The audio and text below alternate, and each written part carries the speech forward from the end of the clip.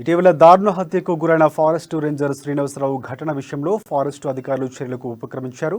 బెండాపాడు పంచాయతీ పరిధిలోని ఎర్రబోడులో నివాసముంటున్న గుత్తికోయలు తక్షణమే ఖాళీ చేయించాలంటూ ఫారెస్టు అధికారులు 42 మంది గుత్తికోయల కుటుంబాలకు నోటీసులు అందజేశారు.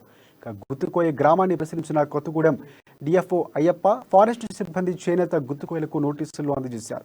అటవీ చట్టాల ప్రకారం గుత్తికోయలు రిజర్వ్ ఫారెస్టులో నివాసమడం నేరమని డిఎఫ్ఓ అయ్యప్ప అన్నారు.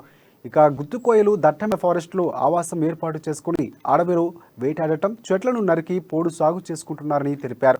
2016 వరకు గుత్తికోయలు ఉన్న ప్రదేశంలో దట్టమైన అడవి ఉందని, ఆ తర్వాత అక్కడ గుత్తికోయలు పోడు కట్టారని అన్నారు.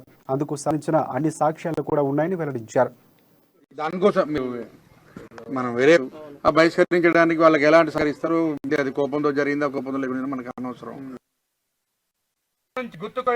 కొత్తగూడెం జిల్లా చంద్రగొండ రేంజ్ లో రేంజర్ శ్రీనివాసరావు గారి మీద గుత్తికోయలు అతి కిరాతకంగా దాడి చేసిన విషయం ప్రజలందరికీ తెలిసిందే. ఈ గుత్తికోయలు మనందరికీ తెలుసు, వీళ్ళు మన రాష్ట్రానికి సంబంధించిన వాళ్ళు కాదు.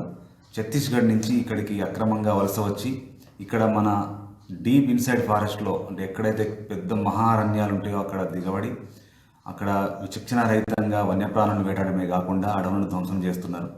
ఇది ఒక పెద్ద సవాలుగా తయారైంది తెలంగాణలో, ముఖ్యంగా భద్రాద్రి కొత్తగూడెం లాంటి సున్నితమైన జిల్లాలలో. సో వీళ్ళను ఎక్కడికక్కడ అంటే ఫర్దర్గా మళ్ళీ ఎంక్రోచ్మెంట్ చేయకుండా, వన్యప్రాణాలు వేటాడకుండా అటవీ శాఖ ఎన్ని రకాల చర్యలు చేపట్టినప్పటికీ అది పూర్తిగా అదుపులోకి రావడం లేదు.